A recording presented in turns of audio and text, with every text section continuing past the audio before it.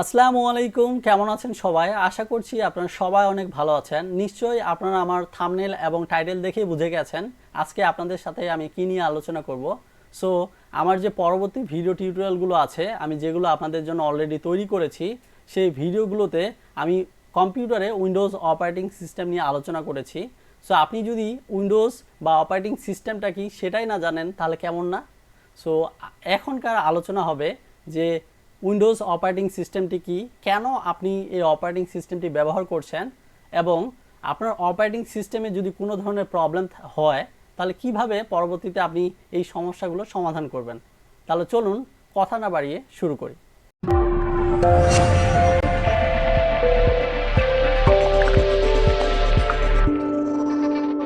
Windows operating system নিয়ে আলোচনা করতে গেলে প্রথমেই যে প্রশ্নটা আমাদের চলে আসে সেটা হলো উইন্ডোজ কি।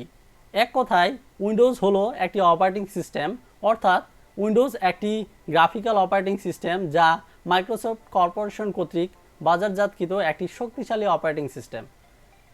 অন্য ভাষায় আমরা যদি উইন্ডোজটিকে দেখি তাহলে উইন্ডোজের মাধ্যমে আমরা যে কোনো ধরনের ফাইল তৈরি করতে পারি, সংরক্ষণ করতে পারি, সফটওয়্যার চালাতে পারি, গেম খেলতে পারি, ভিডিও দেখতে পারি, এবং যত ধরনের যাবতীয় কাজ আছে সব কাজ আমরা এই অপারেটিং সিস্টেমের মাধ্যমে করে থাকি। সো আপনারা যদি এই দুইজন মানুষকে দেখেন তারা অনেক চিন্তিত, কারণ হচ্ছে তারা মার্কেট থেকে একটি কম্পিউটার তৈরি করে নিয়ে এসেছে এবং কম্পিউটারটি অল সেট আপ করা আছে, কিন্তু তাদের যে অপারেটিং সিস্টেমটি আছে সেটি সেট আপ করা নেই। তাহলে তারা এই জন্য চিন্তিত যে কিভাবে তারা তাদের কম্পিউটারটা ব্যবহার করবে বা চালাতে পারবে। সো আপনি যদি কম্পিউটারটা চালাতে চান তাহলে অবশ্যই আপনাকে কম্পিউটারে অপারেটিং সিস্টেমটি দিতে হবে, তাছাড়া আপনি আপনার কম্পিউটারের সাথে যোগাযোগ করতে পারবেন না। সো আমরা আমাদের কম্পিউটারে যখন এই অপারেটিং সিস্টেমটি, সেটা হতে পারে আপনার উইন্ডোজের অপারেটিং সিস্টেম, অ্যাপেলের ম্যাক অপারেটিং সিস্টেম অথবা লিনাক্স অপারেটিং সিস্টেম দেওয়ার পরে আপনি পরবর্তীতে ইনার মতো খুব সুন্দরভাবে আপনার কম্পিউটারটি ব্যবহার করতে পারেন।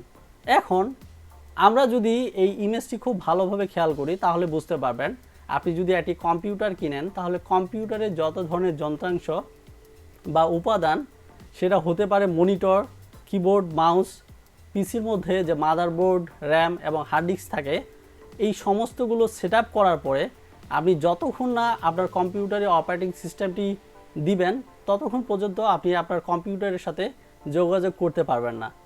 সো আমরা যখন আমাদের কম্পিউটারে অপারেটিং সিস্টেমটি দিয়ে ফেললাম, এরপরে আমরা আমাদের কম্পিউটারটি খুব সহজে ব্যবহার করতে পারছি এবং আমাদের যে প্রয়োজনীয় দৈনন্দিন যে কাজগুলো আছে সে কাজগুলো করার জন্য আমরা আমাদের কম্পিউটারে বিভিন্ন ধরনের অ্যাপ্লিকেশান ইনস্টল করে থাকি।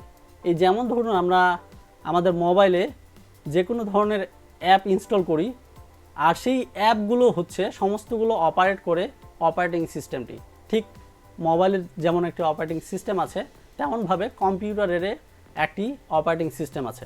সো আমাদের যতগুলো অ্যাপ্লিকেশন আছে সবগুলো প্রয়োজনীয় অ্যাপ্লিকেশন আমরা আমাদের কম্পিউটারে ইনস্টল করি, আর প্রত্যেকটি অ্যাপ্লিকেশন অপারেট করে থাকে আমাদের এই অপারেটিং সিস্টেমটি। এবং ফাইনালি আমরা উপরে দেখতে পাচ্ছি যে ইউজার, আমরা হচ্ছে ইউজার হয়ে আমাদের কম্পিউটারটা কন্ট্রোল করে থাকি। এবং উপর দিক থেকে আমরা যদি খেয়াল করি একটু, তাহলে ইউজার হয়ে আপনি আপনার কম্পিউটারটাকে অপারেট করছেন এবং আপনি কমিউনিকেশন এবং আপনার যে কাজগুলো সেগুলো করছেন আপনার অ্যাপ্লিকেশনের মাধ্যমে, আর আপনার যে অ্যাপ্লিকেশনগুলো আছে সেই অ্যাপ্লিকেশনগুলো অপারেট করছে আপনার অপারেটিং সিস্টেমটি। এবং সম্পূর্ণ যে উপর থেকে নিচে দেখতেছেন যে অ্যাপ্লিকেশন এবং অপারেটিং সিস্টেমটি, সেই অপারেটিং সিস্টেমটি এবং কন্ট্রোল করতেছে বা আপনার সাপোর্ট করতেছে আপনার যে হার্ডওয়্যার কম্পোনেন্টগুলো আছে সেই কম্পোনেন্টগুলো। সো আমরা এখন দেখব যে অপারেটিং সিস্টেমের ধরন। সাধারণত নর্মাল কাজের জন্য আমরা যে ডেস্কটপ অপারেটিং সিস্টেমগুলো বেশি ব্যবহার করে থাকি তার মধ্যে জনপ্রিয় কিছু অপারেটিং সিস্টেম হলো মাইক্রোসফটের উইন্ডোজ অপারেটিং সিস্টেম, অ্যাপেলের Mac operating system, Unix operating system এবং লিনাক্স অপারেটিং সিস্টেম। এছাড়াও আমি আগেই বলেছি যে মোবাইলে যে সফটওয়্যারগুলো আমরা চালাই সেই সফটওয়্যারগুলো একটি অপারেটিং সিস্টেমের মাধ্যমে অপারেট হয়ে থাকে। সো আমরা মোবাইলের কয়েকটা অপারেটিং সিস্টেম দেখে নিই। মোবাইল অপারেটিং সিস্টেমগুলো মোবাইলের যোগাযোগ কেন্দ্রিক ডিভাইস যেমন স্মার্টফোন এবং ট্যাবলেট ফোন অন্যান্য চাহিদাগুলি মেটানোর জন্য শুধুমাত্র ডিজাইন করা বা কাস্টমাইজ করা অপারেটিং সিস্টেমগুলো আমরা বর্তমানে ব্যবহার করছি। কিছুদিন আগে যে উইন্ডোজ ফোনটি ছিল মাইক্রোসফটের, সেই উইন্ডোজ ফোনটি উইন্ডোজ অপারেটিং সিস্টেম ব্যবহার করা হয়েছে এবং অ্যাপেলের ফোনে আই অপারেটিং সিস্টেমটি ব্যবহার করা হয়েছে এবং বর্তমানে যে জনপ্রিয় অপারেটিং সিস্টেমটি আমরা ব্যবহার করছি আমাদের যে হাতে আছে সেই অপারেটিং সিস্টেমটি হলো গুগলের অ্যান্ড্রয়েড অপারেটিং সিস্টেম। এবং অন্যান্য যে জনপ্রিয় অপারেটিং সিস্টেমগুলো আছে, সো আপনারা দেখতেই পাচ্ছেন এখানে ডিভাইস প্রস্তুতকারক এবং ব্যবহারকারীর পছন্দের উপর নির্ভর করে বিভিন্ন ধরনের কাজে আমরা বিভিন্ন অপারেটিং সিস্টেম ব্যবহার করে থাকি। তো এই বড় বড় অপারেটিং সিস্টেমগুলো মূলত হেলিকপ্টার, তারপর হচ্ছে বিমান, তারপর হচ্ছে যে বিভিন্ন ধরনের কোম্পানি যে কাজগুলো হয় অটোমেটিক কাজগুলো, সেই অটোমেটিক কাজগুলো করার জন্য এই বড় বড় অপারেটিং সিস্টেমগুলো আমরা সাধারণত ব্যবহার করে থাকি। সো আমরা অপারেটিং সিস্টেমগুলো একটু দেখে নিই। Batch operating system, network operating system, real time operating system, distributed operating system and time sharing operating system. So আপনারা যদি এই বিষয়গুলো নিয়ে আরও বিস্তারিত জানতে চান তাহলে অবশ্যই গুগলে সার্চ করলে পেয়ে যাবেন। এখন প্রশ্ন হচ্ছে যে কেন উইন্ডোজ বা অপারেটিং সিস্টেমটি আমরা ব্যবহার করব। আশা করছি আপনারা বুঝতে পেরে গেছেন যে কেন আমরা ব্যবহার করব। সো আমি তারপরে বলে দিচ্ছি যে কম্পিউটারের সফটওয়্যার এবং হার্ডওয়্যার সমস্ত কিছু পরিচালনা করছে আমাদের অপারেটিং সিস্টেমটি। আপনার কোনো অ্যাপ্লিকেশন বা সফটওয়্যার আপনি ইনস্টল করার পর সেটা যদি কাজ না করে তাহলে সেই অপারেটিং সিস্টেমের মাধ্যমে সেই সমস্যাগুলো আমরা সমাধান করতে পারি।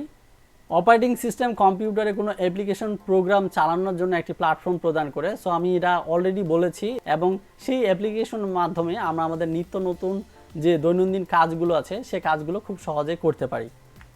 একই সাথে কম্পিউটারে আমরা অনেক ধরনের কাজ করে থাকি যাকে আমরা মাল্টিটাস্কিং বলে থাকি। আর এই মাল্টিটাস্কিং মনে করেন যে আপনি আপনার একটি ব্রাউজারে ইউটিউবের থেকে ভিডিও দেখছেন, আরেকটি ব্রাউজারে আপনি রিসার্চ করছেন, আরেকটি ব্রাউজারে অন্য কোনো কাজ করছেন। এইভাবে অপারেটিং সিস্টেমটির মাধ্যমে শুধুমাত্র আমরা মাল্টিটাস্কিং অনেকগুলো কাজ একসাথে করতে পারি। সো শেষের যে পয়েন্টটি তো আমি অলরেডি বলেছি যে অন্যান্য যে কাজগুলো যত কাজ আছে, ফাইল তৈরি করা, সংরক্ষণ করা, সফটওয়্যার চালানো, গেম খেলতে, ভিডিও দেখতে এবং সবগুলো কাজ আমাদের এই অপারেটিং সিস্টেমটি অপারেট করে থাকে। সো এখন আমরা দেখতে পাচ্ছি কিভাবে অপারেটিং সিস্টেমটি আমরা সেট আপ করবো। তো অপারেটিং সিস্টেমটি আমরা আসলে আমাদের কম্পিউটারে দুইভাবে সেট আপ করতে পারি। প্রথমটি হচ্ছে সিডির মাধ্যমে। আপনি যদি কম্পিউটারে যে কোনো ধরনের দোকানে যান, সেই দোকানে গেলে আপনি এ ধরনের একটি সিডি পেয়ে যাবেন উইন্ডোজ দেওয়ার জন্য। আর এই সিডিটি আপনি 30 টাকা থেকে 40 টাকা নিতে পারে। সো এই সিডির মাধ্যমে আপনি আপনার কম্পিউটারে উইন্ডোজটি সেট আপ করতে পারেন। এবং দ্বিতীয়টি হচ্ছে আপনি পেন ড্রাইভের মাধ্যমে খুব সহজে আপনার কম্পিউটারে উইন্ডোজ দিতে পারেন। সো আমি আপনাদের দেখাবো যে কিভাবে আপনি পেন ড্রাইভের মাধ্যমে আপনার কম্পিউটারে উইন্ডোজ অপারেটিং সিস্টেমটি দিবেন। তো পেন ড্রাইভের মাধ্যমে দেওয়ার ক্ষেত্রে আমরা প্রথমে উইন্ডোজের যে অপারেটিং সিস্টেম আছে বা অ্যাপেল বা লিনাক্সের যে অপারেটিং সিস্টেমটি আছে সেটা আমরা ডাউনলোড করব প্রথমে।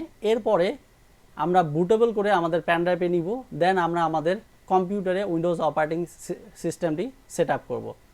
সো এর পরবর্তীতে আপনি দেখতেই পাচ্ছেন যে থ্যাংক ইউ।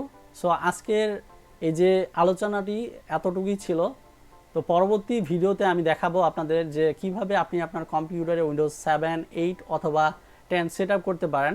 এবং এছাড়াও উইন্ডোজ 7 থেকে 10-এ অথবা উইন্ডোজ 8 থেকে 10-এ কীভাবে আপগ্রেড করবেন বা 10 থেকে 11-এ কীভাবে আপগ্রেড করবেন, সমস্ত ভিডিওগুলো আমি আমার এই ইউটিউব চ্যানেলে ছাড়বো।